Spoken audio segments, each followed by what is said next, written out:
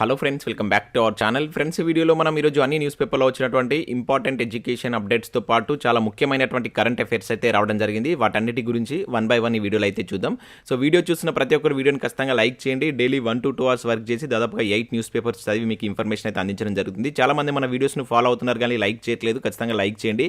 ఈ వీడియోకి అయితే నేను 1000 లైక్స్ ఎక్స్పెక్ట్ చేస్తున్నాను. ఇది ఎవరికైతే యూజ్ ఉంటుందో వారికి షేర్ చేయండి. అదేవిధంగా సబ్స్క్రైబ్ చేసుకొని చూడండి. రెగ్యులర్గా మీకు జాబ్ అప్డేట్స్ అంతాయి. మన ఛానల్ సంబంధించిన టెలిగ్రామ్ గ్రూప్లో కూడా జాయిన్ కాండి. దాంట్లో కూడా రెగ్యులర్గా జాబ్ అప్డేట్ షేర్ చేస్తున్నాను. మీకు చాలా యూజ్ ఉంటుంది. ఆ గ్రూప్లో కంపల్సరీ జాయిన్ కాండి. ఫ్రెండ్స్, మన ఛానల్ ద్వారా గ్రూప్ 4కి సంబంధించినటువంటి ఫుల్ వీడియో కోర్స్ అనేది జస్ట్ 500 రూపీస్కే 6 months వ్యాలిడీతో అయితే అందిస్తున్నాం. పేపర్ 1 అండ్ పేపర్ 2కి సంబంధించిన కంప్లీట్ కోర్స్ యాప్లో అయితే ఉంది. సో అక్కడ శాంపిల్ క్లాసెస్ ఉంటాయి. విన్న తర్వాత నచ్చితే కోర్స్ అయితే తీసుకోండి. ఇక దాంతోపాటుగా కరెంట్ అఫైర్స్ పీడిఎఫ్ కూడా పర్ మంత్కు 20 రూపీస్ చొప్పున చెల్లించి మీరు పీడిఎఫ్స్ కూడా పొందవచ్చు. టెస్ట్ సిరీస్ కూడా ఉన్నాయి. ఇండియన్ పాలిటిక్స్ సంబంధించిన టెస్ట్ సిరీస్ కావచ్చు, తెలంగాణ చరిత్ర, తెలంగాణ ఉద్యమ చరిత్ర, జనరల్ సైన్స్ సంబంధించినటువంటి టెస్ట్ సిరీస్తో పాటు జనరల్ స్టడీస్కి సంబంధించినటువంటి షార్ట్ హ్యాండ్ రైటింగ్ నోట్స్ కూడా యాప్లో అయితే ఉంటుంది. వీటన్నిటికి సంబంధించిన శాంపిల్ టెస్టులు కావచ్చు, శాంపిల్ పీడిఎఫ్స్ అక్కడ ఉంటాయి. ఒకసారి చెక్ చేసిన తర్వాత నచ్చితే తీసుకోండి. దాంతో పాటుగా రెగ్యులర్గా మన ఛానల్లో మీకు రాబోయేటువంటి అన్ని నోటిఫికేషన్కి యూజ్ అయ్యేటువంటి కంటెంట్ కూడా అప్లోడ్ చేయబడుతుంది. ఆల్రెడీ చాలా వీడియోస్ అయితే ఉన్నాయి. ఒకసారి అయితే చెక్ చేయండి. మీకు నచ్చినట్లయితే వాటిని ఫాలో కండి. సో ప్లేలిస్ట్ కింద డిస్క్రిప్షన్ ఉంటుంది. ఒకసారి అయితే చెక్ చేయండి. ఫ్రెండ్స్, ఈరోజు న్యూస్ పేపర్లో వచ్చినటువంటి అప్డేట్స్ కనుక చూసినట్లయితే మనకు ఫస్ట్ అప్డేట్ వచ్చేసి విద్యా వ్యవసాయ శాఖల్లో 276 పోస్టుల భర్తీ అంటూ చూడవచ్చు. జనవరి 6, 10 తేదీల నుంచి దరఖాస్తుల స్వీకరణ ప్రారంభం అని చెప్పేసి ఇక్కడ ఒక అప్డేట్ అయితే చూడవచ్చు. సో మనకు TSPSC నుంచి మరొక 2 నోటిఫికేషన్స్ అయితే రిలీజ్ కావడం జరిగింది. దీనికి సంబంధించి ఆల్రెడీ మనం ఈవినింగ్ ఒక వీడియో చేసాం. ప్రెస్ నోట్ అయితే రిలీజ్ చేశారు. సో ప్రజెంట్ మనకు పూర్తి నోటిఫికేషన్ అయితే TSPSC వెబ్సైట్లో అయితే అందుబాటులో ఉంది. సో ఇక్కడ మనం ఖాళీల వివరాలు కనుక చూసినట్లయితే సాంకేతిక విద్యలో ఫిజికల్ డైరెక్టర్లు వచ్చేసి 37, ఇంటర్మీడియట్ విద్యలో ఫిజికల్ డైరెక్టర్లు వచ్చేసి 91 ఉన్నాయి. అదేవిధంగా వ్యవసాయ అధికారులు వచ్చేసి 148 వేకెన్సీస్. టోటల్గా 276 వేకెన్సీస్ గాను 2 నోటిఫికేషన్స్ అయితే మనకు TSPSC రిలీజ్ చేసింది. వాటికి సంబంధించినటువంటి కంప్లీట్ నోటిఫికేషన్ పీడిఎఫ్ అనేది TSPSC వెబ్సైట్లో అయితే అందుబాటులో ఉంది. ఒకసారి అయితే చెక్ చేయండి. వీటికి సంబంధించిన ఎడ్యుకేషన్ క్వాలిఫికేషన్ కావచ్చు, ఇంకా అదర్ డీటెయిల్స్, కంప్లీట్ డీటెయిల్స్తో అయితే నోటిఫికేషన్ పీడిఎఫ్స్ అయితే ఉన్నాయి. ఒకసారి అయితే చెక్ చేసి వాటికి సంబంధించి మీరు అప్లై చేసేటువంటి ప్రయత్నం చేయండి. నేను చాలా మంది వీటికి సంబంధించిన డీటెయిల్స్ అయితే అడిగారు. సో వాటికి సంబంధించి ఇప్పుడైతే పీడిఎఫ్ మీకు TSPSC వెబ్సైట్లో అందుబాటులో ఉంది. ఒకసారి చెక్ చేసి మీకు ఎలిజిబిలిటీ ఉంటే అప్లై చేసుకోండి. సో నెక్స్ట్ అప్డేట్ కనుక చూసినట్లయితే ఈవెంట్స్ విచారణ జనవరి 3కు వాయిదా అంటే ఇక్కడ ఒక అప్డేట్ మనం దిశ న్యూస్ పేపర్లో చూడవచ్చు. ఎత్తుకొలిచే డిజిటల్ మీటర్లలో తప్పులున్నాయంటూ పిటిషన్ కౌంటర్ వేయాలని ప్రభుత్వం నియామక మండలికి హైకోర్టు ఆదేశం అని చెప్పేసి ఇక్కడ ఒక అప్డేట్ అయితే చూడవచ్చు. తెలంగాణ పోలీస్ రిక్రూట్మెంట్ బోర్డు నిర్వహిస్తున్నటువంటి SI కానిస్టేబుల్ ఈవెంట్స్పై దాఖలైనటువంటి పిటిషన్ విచారణను తెలంగాణ హైకోర్టు జనవరి 3కు అయితే వాయిదా వేసింది. ఈ ఈవెంట్స్పై అభ్యర్థి రాజేందర్ హైకోర్టులో పిటిషన్ దాఖలు చేశాడు. ఎత్తుకొలిచేటువంటి డిజిటల్ మీటర్లో తప్పులున్నాయని పిటిషన్లో పేర్కొన్నారు. సో ఈ పిటిషన్పై బుధవారం ధర్మాసనం విచారణ జరిపింది. ఈ క్రమంలో మీటర్ కొలతలు వీడియోను పిటిషనర్ తరపున న్యాయవాది కోర్టుకు సమర్పించారు. సో వీడియోను పరిశీలించిన కోర్టు మనకు కౌంటర్ దాఖలు చేయాలని చెప్పేసి రాష్ట్ర ప్రభుత్వాన్ని అదేవిధంగా నియామక మండలిని ఆదేశించినట్లు ఇక్కడైతే చూడవచ్చు. విచారణ జనవరి 3కు హైకోర్టు అయితే వాయిదా వేసినట్లు ఇక్కడైతే ఒక అప్డేట్ చూడవచ్చు. సో మనకి ఈవెంట్స్ పైన మరొక కేసు అయితే నమోదు కావడం జరిగింది. సో దీనికి సంబంధించిన అప్డేట్ ఇక్కడ మనం దిశ న్యూస్ పేపర్లో చూడవచ్చు. సో నెక్స్ట్ ఇక్కడ చూసినట్లయితే డిస్కామ్లో JL పోస్టుల పెంపు అని చెప్పేసి ఇవ్వడం జరిగింది. కొత్త ఏడాదిలో నోటిఫికేషన్కు అవకాశం అని చెప్పేసి ఈనా న్యూస్ పేపర్లో అప్డేట్ చూడవచ్చు.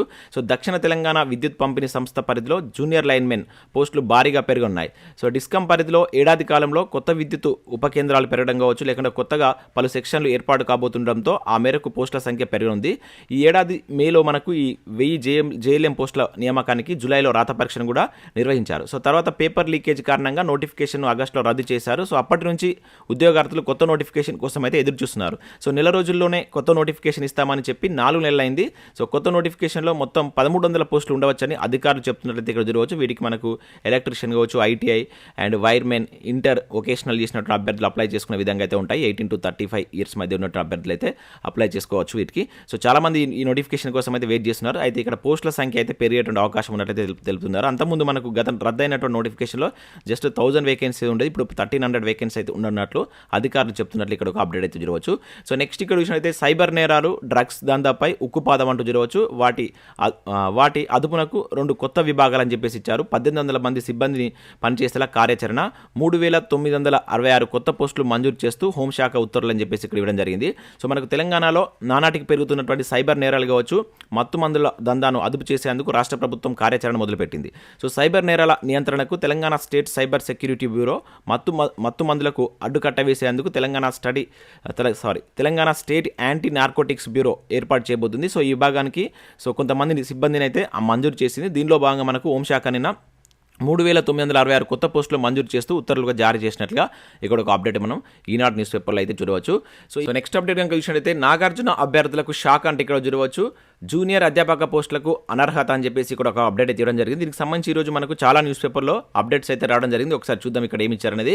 సో నాగార్జున విశ్వవిద్యాలయంలో తెలంగాణలో నెలకొల్పినటువంటి స్టడీ సెంటర్లో డిగ్రీ పీజీ పూర్తి చేసినటువంటి విద్యార్థులకు జూనియర్ అధ్యాపక పోస్టులకు దరఖాస్తు చేసుకునే అవకాశం లేకుండా పోయిందంటే ఇక్కడ చూడవచ్చు. సో దీనికి సంబంధించి రోజు మన ఛానల్ అయితే కామెంట్ రూపంలో డౌట్స్ అయితే అడుగుతుంటారు. అంటే వీళ్ళకి అవకాశం ఉంటుందా, ఇప్పుడున్నటువంటి నోటిఫికేషన్లో అవకాశం ఉంటుందా లేదా అనే దానిపైన సో చాలా మంది డౌట్స్ అడుగుతారు. ఇక్కడ మనమైతే ఒక అప్డేట్ అయితే దీనికి సంబంధించి ఈరోజు చూడవచ్చు. ఇక్కడ విషయం యూజీసీ నిబంధనలకు విరుద్ధంగా నాగార్జున వర్సిటీ తన పరిధిని దాటి స్టడీ కేంద్రాలను ఏర్పాటు చేసిందని, దానివల్ల 2013 సెప్టెంబర్ తర్వాత ఆ కేంద్రాల్లో చదివినటువంటి విద్యార్థులు ఉద్యోగాలకు అర్హత ఉండదంటూ టీఎస్పీఎస్సీ వారి యొక్క దరఖాస్తులను కూడా స్వీకరించడం లేదని చెప్పేసి ఇక్కడ ఇవ్వడం జరిగింది. సో దీంతో ఆందోళనకు గురైనటువంటి అభ్యర్థులు పదుల సంఖ్యలో బుధవారం రాష్ట్ర ఉన్నత విద్యా మండలికి వచ్చి చైర్మన్ ఆచార్య లింబాద్రిని ప్రశ్నించారని చెప్పేసి ఇచ్చారు. తాము రాష్ట్రంలోనే చదివామని 10వ షెడ్యూల్ ప్రకారం 2014 వరకు స్టడీ సెంటర్లు ఇక్కడ కూడా ఉండవచ్చు కదా అంటూ తమ దరఖాస్తులను ఎందుకు తిరస్కరిస్తారని చెప్పేసి ప్రశ్నించారు. సో వర్సిటీ పరిధిని దాటి ఇతర ప్రాంతాల్లో స్టడీ సెంటర్లు పెట్టుకోరాదని, ఒకవేళ వాటిల్లో చదివితే ఆ డిగ్రీలకు గుర్తింపు ఉండదని యూజీసీ 2013లోనే స్పష్టం చేసింది. తాము కూడా పలుమార్లు మీడియా ద్వారా చెప్పినా కూడా విద్యార్థుల అవగాహన లోపంతో వాటిలో చేరారని వివరించారు. సో ఇలాంటి వారి సంఖ్య పెద్ద సంఖ్యలో ఉన్నందున సో యూజీసీకి లేఖ రాస్తామని చెప్పేసి అతను చెప్పినట్టు కూడా ఇక్కడైతే చూడవచ్చు. సో దాంతోపాటుగా వీళ్ళంతా నిన్న హరీష్ రావును కలిసి కూడా వాళ్ళు అభ్యర్థన చేసినట్టు కూడా ఇక్కడ చూడవచ్చు. మా సర్టిఫికేట్లను అనుమతించండి, మంత్రి హరీష్ రావును కలిసినటువంటి డిస్టెన్స్ ఎడ్యుకేషన్ స్టూడెంట్స్ అని చెప్పేసి కూడా ఇచ్చారు. సో నాగార్జున యూనివర్సిటీలో డిస్టెన్స్ ఎడ్యుకేషన్లో చదివినటువంటి తమ సర్టిఫికేట్లను అనుమతించాలని పలువురు స్టూడెంట్స్ మంత్రి హరీష్ రావును కోరినట్లు కూడా ఇక్కడ ఇవ్వడం జరిగింది. దీనిపైన వాళ్ళు సో ఫర్దర్గా మరి ఎటువంటి నిర్ణయం తీసుకుంటారో చూడాల్సింది. అంటే యూజీసీకి లేఖ రాసిన తర్వాత యూజీసీ ఇచ్చేటువంటి గైడ్లైన్స్ ప్రకారం మరి ఇక్కడ వాటికి సంబంధించి అనుమతిస్తారా లేదనేది వేచి చూడాల్సిందే. సో ఇవి మనకు వివిధ న్యూస్ పేపర్లో వచ్చినటువంటి important education updates. Next current affairs అయితే చూద్దాం. చాలా కరెంట్ అఫైర్స్ ఉన్నాయి, చాలా ముఖ్యమైనటువంటి కరెంట్ అఫైర్స్ అయితే ఉండడం జరిగింది. స్కిప్ చేయకుండా ఎండ్ వరకు చూడండి, ఖచ్చితంగా లైక్ చేయండి. ఒకే వీడియోలో మీకు ఎడ్యుకేషన్ అప్డేట్స్ అదేవిధంగా కరెంట్ అఫైర్స్ అయితే అందించడం జరుగుతుంది. ప్రతి ఒక్కరు లైక్ చేస్తారని చెప్పేసి అనుకుంటున్నాను.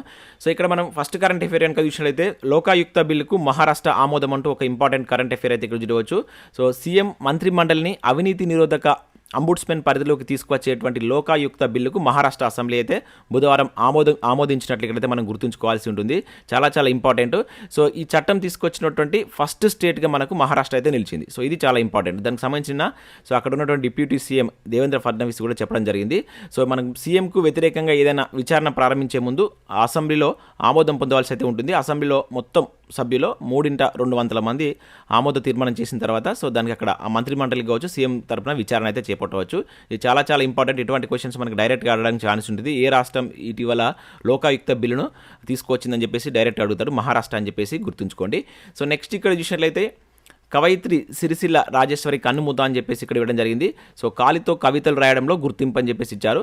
సో మనకు కాళ్ళతోనే కవితలు రాస్తూ ఎన్నో ప్రశంసలు అందుకున్నటువంటి సిరిసిల్ల రాజేశ్వరి సో ఆమె నిన్నైతే చనిపోవడం జరిగింది. రాజన్న సిరిసిల్ల జిల్లాకు సంబంధించి తంగళ్లపల్లి మండలం మండేపల్లి గ్రామానికి చెందినటువంటి వ్యక్తిమే.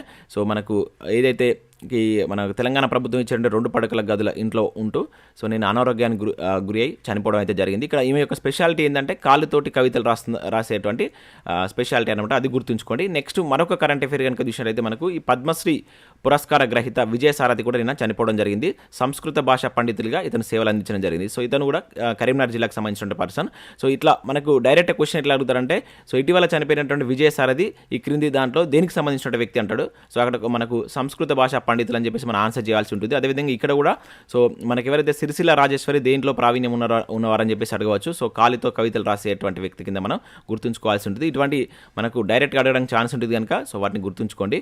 సో నెక్స్ట్ ఇక్కడ చూసినట్లయితే సవితాశ్రీ సంచలనం అని చెప్పేసి ఇక్కడ చూడవచ్చు. ప్రపంచ ర్యాపిడ్ చెస్లో కాంస్యం సొంతం అని చెప్పేసి ఇక్కడ ఇవ్వడం జరిగింది. మనకు ప్రపంచ చెస్ మరో భారత తార తలుకుమందని చెప్పేసి ఇక్కడ ఇవ్వడం జరిగింది. సో 15 ఏళ్ల సవితాశ్రీ ప్రపంచ ర్యాపిడ్ చెస్ ఛాంపియన్లో మహిళా విభాగంలో కాంస్యం గెలుచుకున్నట్టు ఇక్కడైతే మనం గుర్తుంచుకోవాల్సి ఉంటుంది.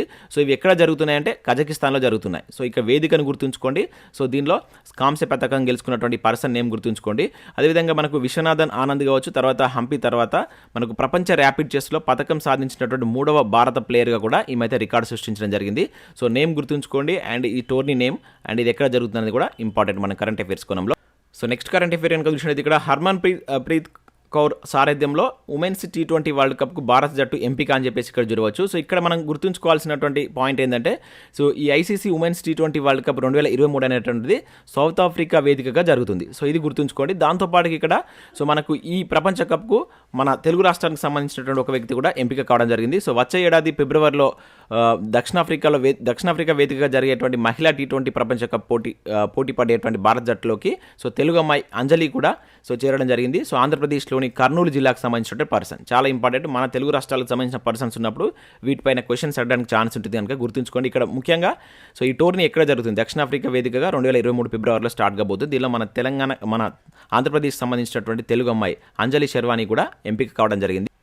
సో నెక్స్ట్ కరెంట్ అఫేర్ కనుక చూసినట్లయితే సివిసిగా ప్రవీణ్ కుమార్ శ్రీవాత్సవ అని చెప్పేసి ఇక్కడ చూడవచ్చు. చాలా ఇంపార్టెంట్ కరెంట్ అఫేర్ ఇది. కేంద్ర విజిలెన్స్ కమిషన్ కార్యనిర్వాహక సివిసిగా ప్రవీణ్ కుమార్ శ్రీవాత్సవ బుధవారం నియమితులు కావడం జరిగింది. కేంద్ర విజిలెన్స్ కమిషనర్గా సురేష్ ఎన్ పటేల్ పదవి కాలం అనేటువంటిది సో ఈ నెల 24తో ముగిసినటువంటి నేపథ్యంలో నూతన బాధ్యతలు ప్రవీణ్ కుమార్ చేపట్టున్నట్లు ఇక్కడైతే మనం గుర్తుంచుకోవాల్సి ఉంటుంది. సో అంతకుముందు ఉన్నటువంటి పదవి కూడా చాలా ఇంపార్టెంట్ మనకి. ఎవరు సో మనకు 24th వరకు ఉన్నటువంటి సురేష్ ఎన్ పటేల్ నేమ్ గుర్తుంచుకోండి. అండ్ కొత్తగా వచ్చినటువంటి వ్యక్తిని కూడా గుర్తుంచుకోండి. సో మనకు ఎట్లా విజిలెన్స్ కమిషన్లో సివిసి ఒకరు ఉంటారు, ఇద్దరు కమిషన్లు అయితే ఉండడం జరుగుతుంది. సో దీనికి సంబంధించి కంప్లీట్ డీటెయిల్స్ నాకు కింద కామెంట్ చేయండి. ఇది మనకు రాజ్యాంగపరమైనటువంటి సంస్థన అండ్ దీనికి సంబంధించినటువంటి డీటెయిల్స్ అనేది కింద కామెంట్ చేసే ప్రయత్నం చేయండి. అయితే ఇక్కడ మనకు పేపర్లో వచ్చినటువంటి వాటిపైన మీరు డైరెక్ట్లో కరెంట్ అఫేరే కాకుండా దాని యొక్క స్టాటిక్ అంశాలను కూడా ఒక దగ్గర రాసుకోండి. ఎందుకంటే మనం డైలీ ఎడ్యుకేషన్ అప్డేట్స్లో భాగంగా పేపర్లో వచ్చేటువంటి న్యూస్ ఏంటో మీకు నేను చెప్పడం జరుగుతుంది.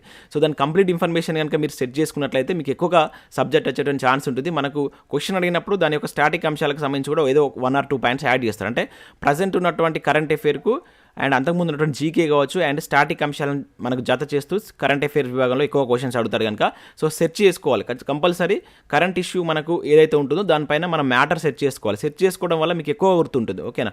సో మీరు యూట్యూబ్లో క్లాసెస్ వినడం కావచ్చు, ఇంకా వాటెవర్ మీరు ఏం చేసినప్పటికీ కొంత మీ తరపు నుంచి కూడా ప్రయత్నం అనేది ఉండాలి. కరెంట్ అఫేర్స్ విషయంలో మీరు సెర్చ్ చేసినట్లయితే మీకు ఎక్కువ కాలం గుర్తుండేటువంటి ఛాన్స్ ఉంటుంది. సో కరెంట్ ఇష్యూని చూసుకొని సెర్చ్ చేసి మీరు నోట్స్ రాసుకున్నట్లయితే కరెంట్ అఫేర్స్లో మీరు మంచి సక్సెస్ సాధించేటువంటి ఛాన్స్ అయితే ఉంటుంది. సో నెక్స్ట్ ఇక్కడ చూసినట్లయితే ఫిబ్రవరి 15 నుంచి అఖిల భారత వ్యవసాయ కార్మిక సంఘం 10వ మహాసభలు అని చెప్పేసి ఇక్కడ మనం ఒక అప్డేట్ చూడవచ్చు. సో అఖిల భారత వ్యవసాయ కార్మిక సంఘం 10వ జాతీయ మహాసభలు ఫిబ్రవరి 15 నుంచి 18 వరకు మనకు వెస్ట్ బెంగాల్లో ఉన్నటువంటి హౌడాలో జరుగుతాయని చెప్పేసి ఇక్కడ ఒక అప్డేట్ అయితే రావడం జరిగింది. సో ఇది జరిగేటువంటి ప్లేస్ చాలా ఇంపార్టెంట్. ఇటువంటి డైరెక్ట్గా అడుగుతారు ఎక్కడ జరిగాయని చెప్పేసి అడగడానికి ఛాన్స్ ఉంటుంది కనుక వెస్ట్ బెంగాల్ అని చెప్పేసి గుర్తుంచుకోండి. అండ్ నెక్స్ట్ ఇక్కడ చూసినట్లయితే బాంబ్ సైక్లోన్ అంటే ఏమిటంటే ఇక్కడ మనం ఒక కరెంట్ అఫేర్ చూడవచ్చు. సో మనకు రీసెంట్గా వార్తల్లో నిలుస్తున్నటువంటి ఈ వర్డ్ అన్నమాట.